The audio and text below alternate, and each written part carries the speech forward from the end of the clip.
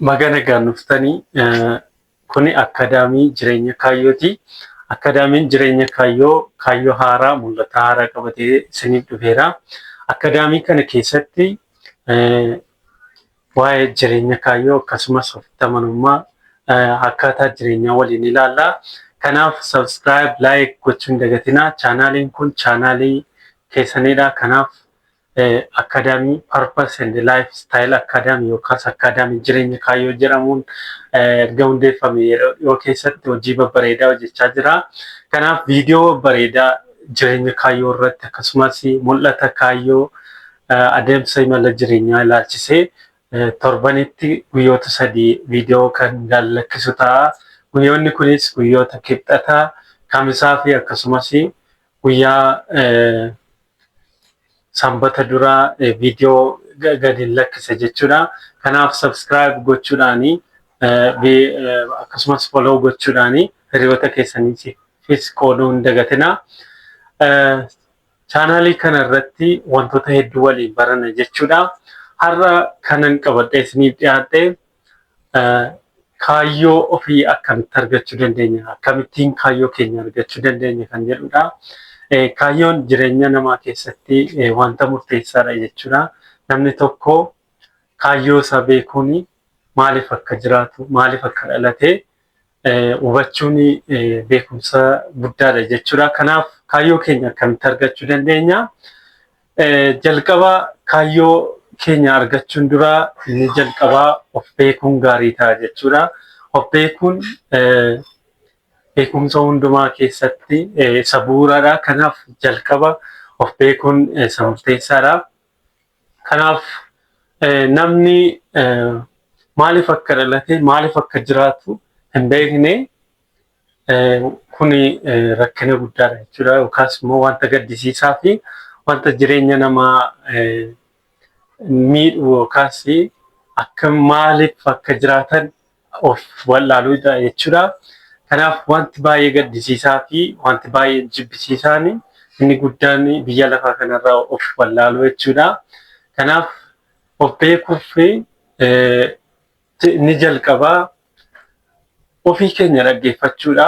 Ofii keenya sirriitti ilaaluudha. Ofii keenya sirriitti xiinxaluudha jechuudha. Of hubachuudhaa fi itti aansuudhaanii of argachuudha jechuudha. Kaayyoo keenya beekuudhaa fi inni jalqabaa of beekuudha. Itti aansuudhaan of argachuun murteessaadha jechuudha. Of argachuu gaafa jennu namni dhalatee lubbuudhaan utuu jiru garuu of hin arganne nama utuu hin jiraatin du'e jedhameetu kan beekamu jechuudha.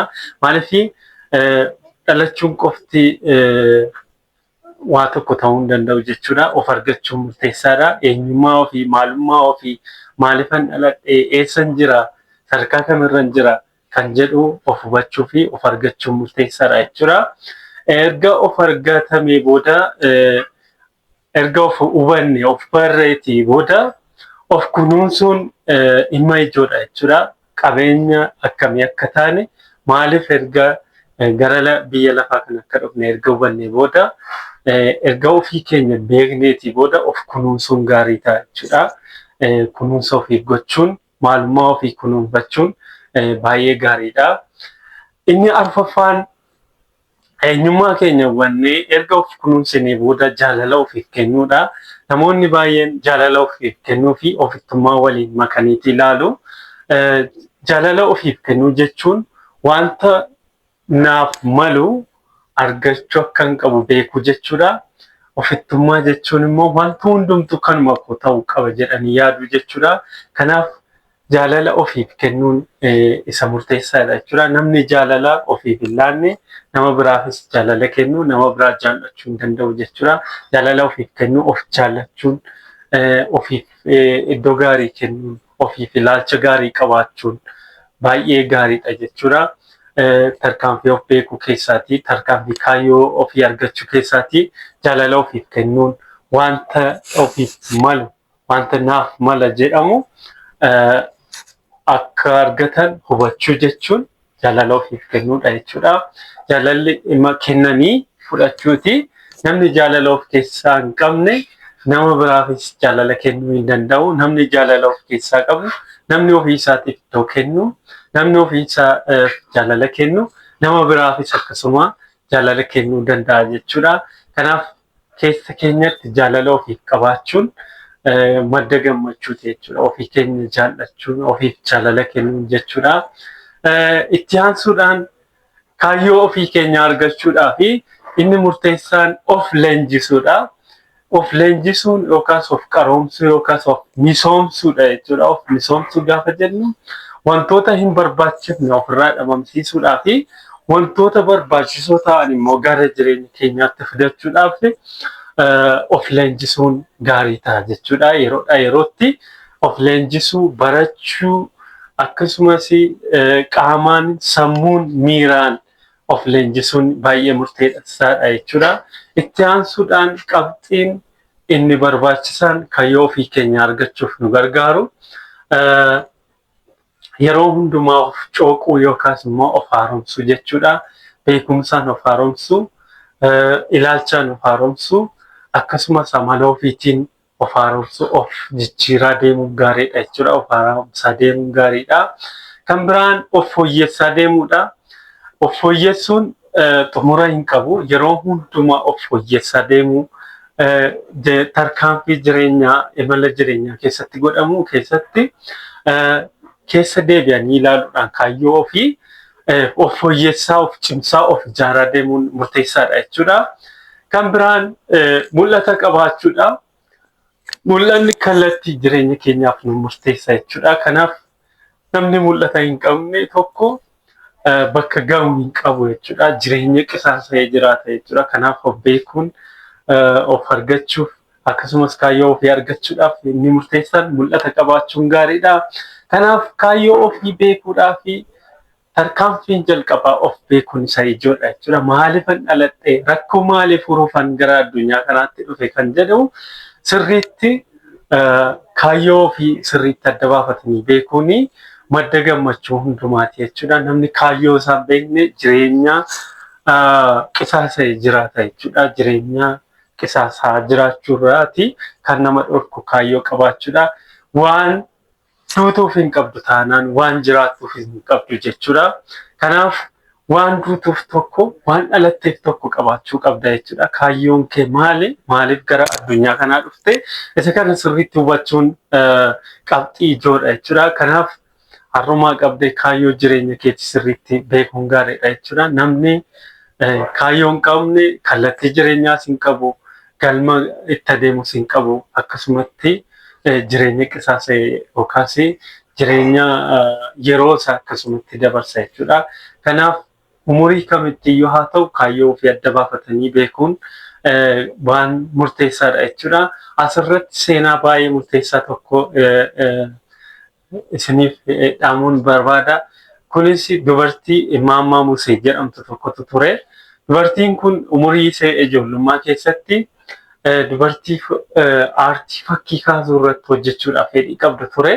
Garuu dhiibbaa maatii fi firoota isheerraa kan ka'e dubartiin kun maatii qotee bulaa irraatii dhalachuudhaan fedhiin ishee fedhii aartii fakkii kaasuu irratti hojjechuu ture.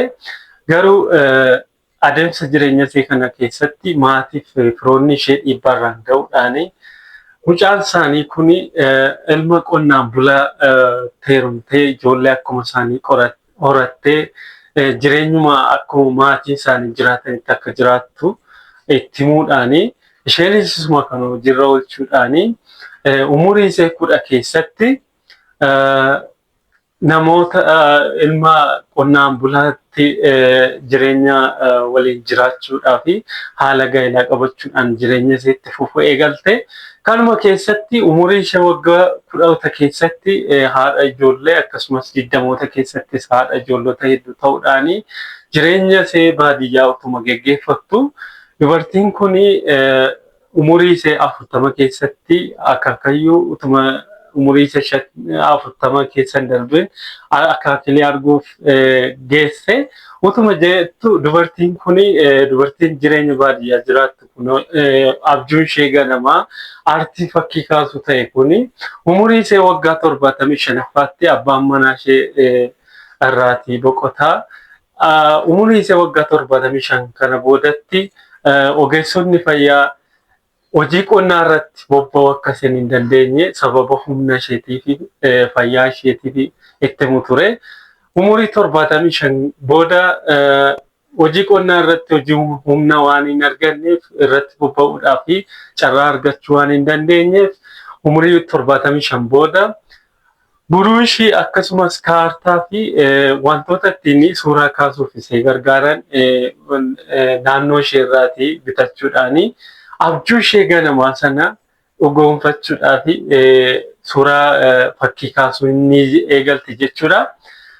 Kana eegaltee umurii ishee waggaa 3 keessatti waggaa 78ffaa keessatti suuraa mootota Ameerikaa duraanii akkasumas haala teessumaa ardii Ameerikaa durii kaasuudhaani naannoo gaalerii mana muuziyeemii naannoo ishee jirutti dhiyeessiti ture. Gaalerii kana irratti suuraa isheen dhiyeessite kuni iddoo gaarii argachuudhaani baay'ee gabaarra ooluu jalqabe. Kanumarraan kan ka'e suuraa ishee kana yeroodhaa yerootti dhiyeessuudhaani umurii ishee 75 booda gabaa dhiyeessuudhaaf muuziyeemota gaalerii aartii fakkii adda addaa dhiyeessuu jalqabdi. Umurii ishee waggaa 101 irratti suuraan kuni New York magaalaa kana keessatti agarsiisaaf dhiyaatee doolaara hedduutti gurguramuu danda'e jechuudha. Dubartiin kuni umurii ishee waggaa 103tti addunyaa kanarraa godaanuu dandeesse jechuudha. Umurii isheen jiraatte umurii ishee 75ti hanga waggaa 103 jechuudha. Suuraa tokkorraa kan galii isheen argachuu dandeesse jireenya ishee guutummaa waggaa 75 waan kan isheen taane irratti dabarsite caalmaa wanti isheen si'a tokkotti aartii fakkii kanarraa argachuu dandeesse jireenya ishee jijjiiruu danda'eera jechuudha. Kanaaf namni hin dhalate gaafa jedhamu gaafa garaa haadha isaatii keessaa bahe otoo hin ta'in gaafa ofiisaa argate gaafa ofiisaa beekee fi kaayyoo isaa adda baafate jechuudha. Kanaaf dhalachuu fi akkasumatti jiraachuun murteessaa otoo hin ta'in namni dhalate gaafa jedhamu gaafa ofiisaa argatee fi ofiisaa beekee fi waan itti ta'u gaafa hubate jechuudha. Kanaaf kaayyoo kee beekii jireenya madaalawaa jiraadhu jireenya kee kunuunfadhu maaliif akka dhalatti adda baafadhu jechuun barbaada. Kanaaf chaanaalii kanarratti chaanaaliin kun chaanaalii akaadaamii jireenya kaayyoo yookaas purpose and lifestyle akaadaamiidha. Kanaaf yeroo hundumaa subscribe, follow, comment, like, share gochuudhaan chaanaalii kan duukaa barumsa hedduu akkasiin argattan abdii guddaan qaba. Subscribe, like, share, comment gochuun dagatinaa. Hanga dhumaatti waan daawwattaniif ulfaadha. Viidiyoo itti aanutti ammoo wal agarruutti nagaan nuuf tura. Akaadaamii jireenya kaayyoo jireenya ifaaf gammachuuf.